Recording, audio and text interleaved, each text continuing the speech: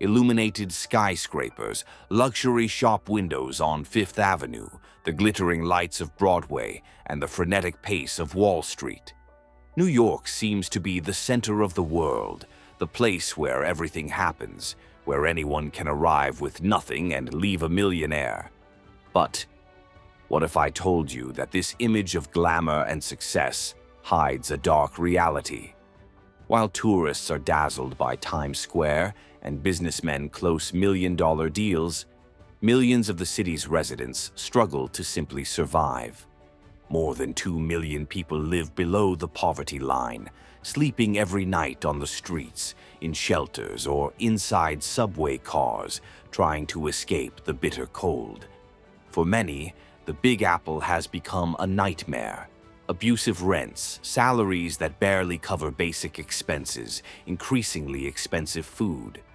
What used to be the American dream has become a daily battle to get a plate of food and a little dignity. Today, Bello Mundo takes you on a tour that nobody offers to show you the Big Apple that nobody wants to show you. Number 1. The city that never sleeps. New York is many people's dream. In the world's view, the Big Apple is practically the definition of an urban postcard. A city that shines, whether it's with the spotlights of Broadway or the illuminated shop windows of Fifth Avenue. It's where everything happens, culturally, economically, media-wise, and where millions of tourists land every year to see up close what's so much talked about in films and series. And let's face it, New York knows how to sell itself. It's almost a global brand. You blink and it comes to mind. Times Square, Central Park, the Brooklyn Bridge, symbols that inspire that vibe of permanent hustle and bustle, people chasing the American dream, rushing yellow cabs and a cosmopolitan spirit that makes everyone want to experience the place. Gastronomy is also part of the package, from the street hot dog to the most award-winning restaurants on the planet. The music? Just think of the jazz in Harlem, the hip-hop in the Bronx, or the great concerts at Madison Square Garden. New York is full of culture. And if there's one festival that marks the city out, apart from New Year's Eve in Times Square, it's the Thanksgiving Parade, the famous Macy's Parade. Giant balloons, cartoon characters flying through the skyscrapers, a true spectacle of color, tradition, and pure entertainment. But the city isn't just about shows and skyscrapers. New Yorkers love sports, baseball with the Yankees and Mets, basketball, Knicks and Nets, ice hockey, Rangers, Islanders, and American soccer, Giants and Jets, are part of everyday life, turning the city into a sports melting pot every season. In other words, from the outside looking in, New York seems to be the epicenter of glamour, great opportunities, and anything is possible. A city where, they say, if you can survive anywhere on the planet. But it's not quite like that, because right behind this curtain of neon and luxury, there is a crisis of inequality and poverty that is constantly growing. And that's what we're going to talk about now. Number 2. History. To understand why the city has become so poor, expensive, and unequal, it's worth remembering a bit of history. In the 18th and 19th centuries, New York began to grow as a major port of entry for immigrants. People fleeing war, famine, or looking for better conditions arrived in droves. Throughout the 20th century, the metropolis established itself as a financial capital, the headquarters of major companies, and a cultural heart. Over time, skyscrapers sprang up, new neighborhoods grew in value, and the population exploded. By 1920, the city was home to more than 5 million residents, and this number has continued to grow. In the post-war period, the prosperity of the United States attracted even more people. But New York also had its crises. the fiscal bankruptcy of the 70s, violence and crack in the 80s, revitalization in the 90s and 2000. All this has influenced the cost of New York, which has always been high. On the other hand, the city managed to create shelter policies and food programs that for years made life easier for the poorest. It seemed like a fragile balance, but one that prevented poverty from being so blatant. Then came the pandemic, and after that, a succession of events that dismantled this balance once and for all. Number 3. How did it all get so bad? In the years 2022 and 2023, while the world was trying to recover from the ravages of the pandemic, New York saw its economy crumble for the poorest. Back in 2020, during the worst moments of COVID-19, the U.S. government created emergency aid, cash checks, extended unemployment insurance, child tax credits, food stamps. All this helped millions of Americans to keep the minimum bills up to date, even as businesses closed and jobs were lost. In New York, tourism and the service sector were hit hard, but thanks to this aid, poverty rates didn't immediately skyrocket. The problem came in 2022 when the federal government suspended most of these programs. Suddenly, those who depended on this extra money to pay rent were left with nothing. At the same time, global inflation soared, a consequence of broken supply chains, war in Ukraine, and the energy crisis. From one moment to the next, food, energy, and housing prices exploded. And the job market, which recovered in 2023, came back in a more fragile way in low-paid sectors such as retail, hotels, and restaurants. Those in the middle or lower classes didn't see their salaries rise at the same rate as the cost of living.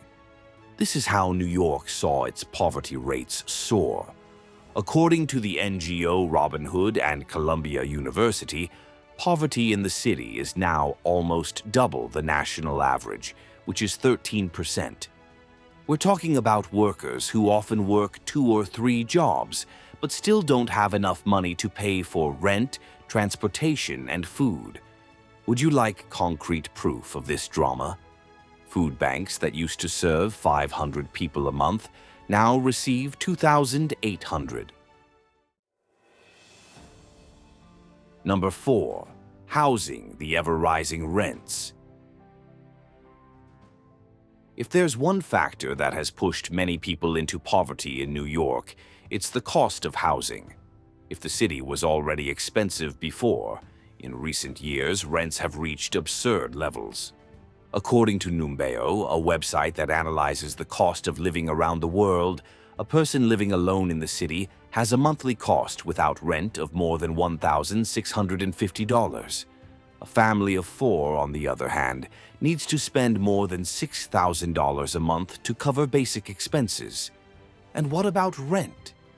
A 3-bedroom apartment can cost between $4,500 and $8,500, depending on the location. The problem? The average salary of the population most affected is not keeping pace with this increase.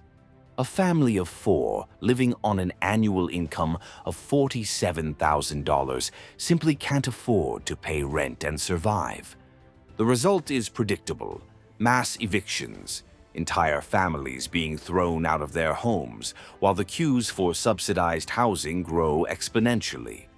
And then you might ask, but doesn't New York have housing assistance programs? It does. The famous rent vouchers, like city FEPs. But these programs haven't grown at the same rate as demand. City Hall simply hasn't been able to expand the programs to the level necessary to serve everyone who needs them. The consequence? The number of homeless people exploded. In 2023, more than 70,000 people were in shelters, and that's not counting those sleeping outside. Homelessness became one of the city's worst crises. Many people had to resort to desperate solutions, sharing tiny apartments with several strangers, leaving the city to live in cheaper states or simply taking to the streets. Number 5. Homelessness and the tent epidemic. With rents skyrocketing, shelters overflowing, and social services overstretched, it didn't take long for New York to start filling up with tents and makeshift encampments. Anyone who has been to the city recently has noticed streets, overpasses, and parks are now home to small tent communities, something that used to be more associated with cities like Los Angeles and San Francisco, but which has now also become a reality in the Big Apple. And why do so many people prefer to live like this rather than seek shelter? Simple. Many of these places are unsafe, crowded, and lack privacy. In addition, many institutions divide men and women, which separates families. Many people simply prefer to take their chances on the street rather than face the chaos of the shelters. Faced with this scenario, the city of New York tried, in 2024, to clear some areas and remove the encampments. But it's no use. People who are evicted from one corner just move to another. Without lasting housing policies, it's a game of cat and mouse. Evict the homeless from one place, and in a few days they appear in another. And you know that subway that runs 24 hours a day and is a symbol of the city that never sleeps? It has become a refuge for those who have lost everything. Number 6. People sleeping in the metro. Another dramatic consequence is the use of the metro as a night shelter. Operating 24 hours a day, some stations and wagons have become a refuge for those who can't find space in shelters or don't feel safe in them. People spend the early hours of the morning in wagons, stations, anywhere to escape the cold or the rain. But for other New Yorkers, the feeling is one of insecurity.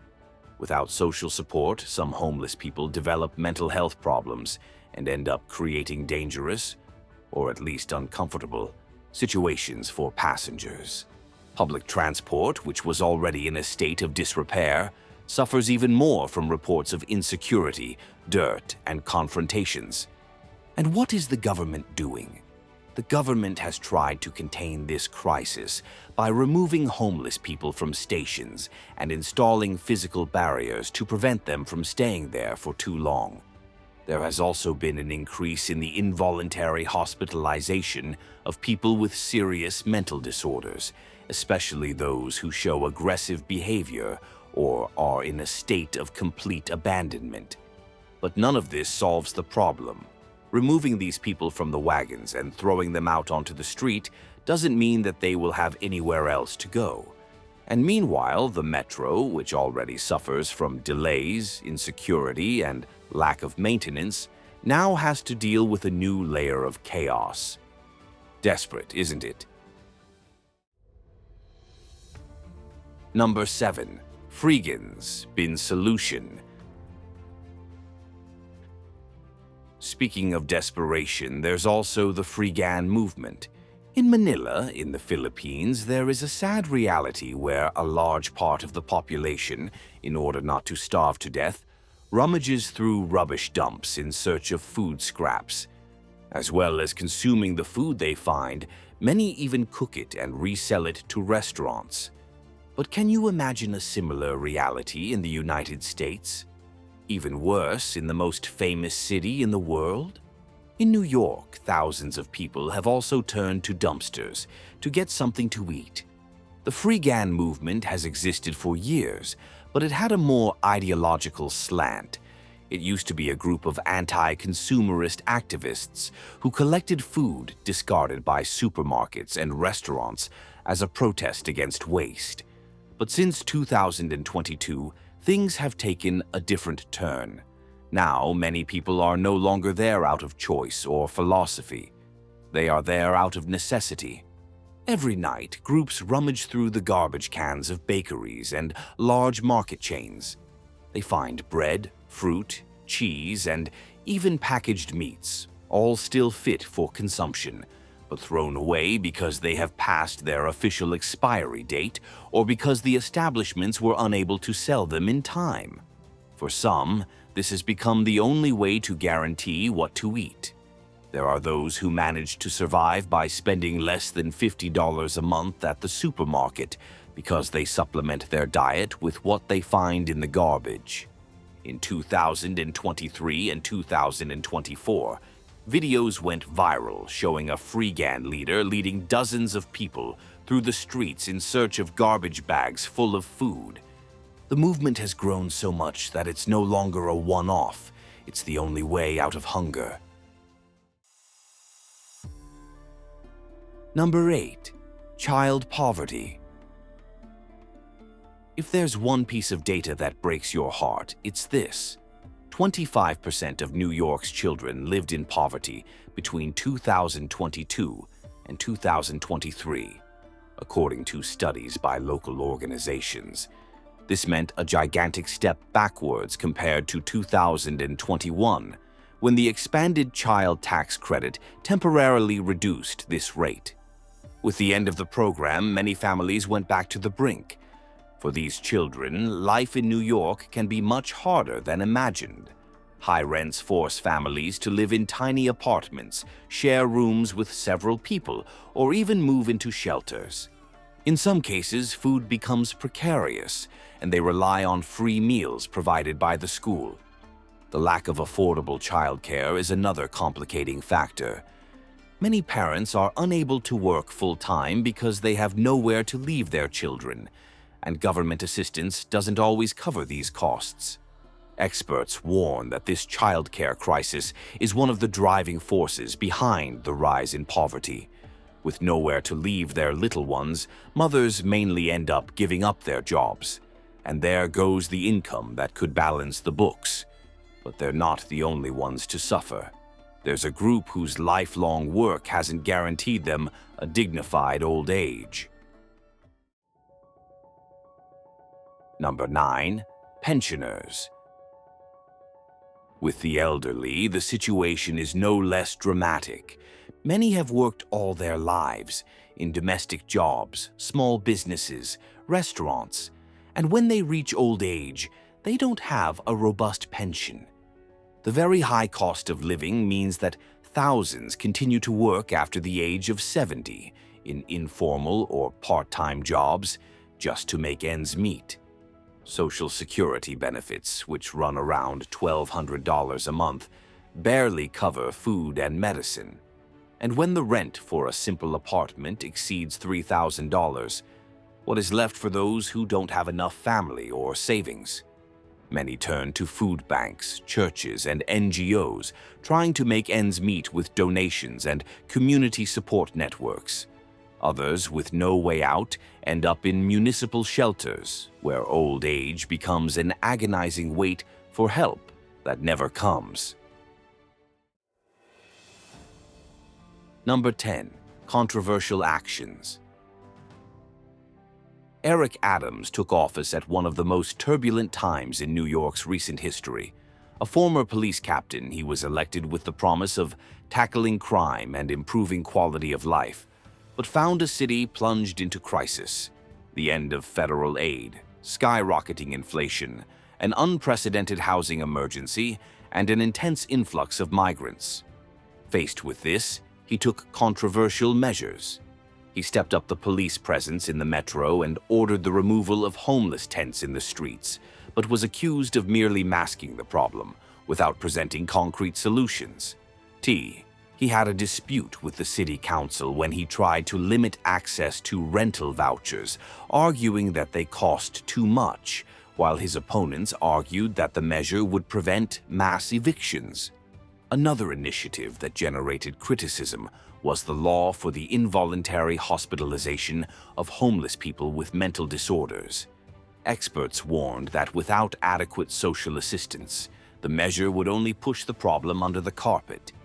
Adams claims that the crisis is not the fault of the city government, pointing to the lack of federal support and the sending of migrants by Republican governors. But in 2025, the indicators remain alarming. Poverty remains high, the shelter system remains overcrowded, and inequality only increases. Meanwhile, he is at risk of impeachment as he faces a corruption trial. The city that never sleeps seems increasingly divided between those who live at the top of the skyscrapers and those who struggle not to sleep on the streets. And that's it for today.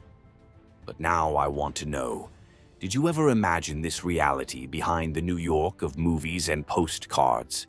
Leave your opinion in the comments and share this content so that more people get to know the other side of the city that never sleeps. Keep following Bello Mundo to explore destinations and stories that almost nobody tells. Thanks for following us here. We'll see you on our next adventure.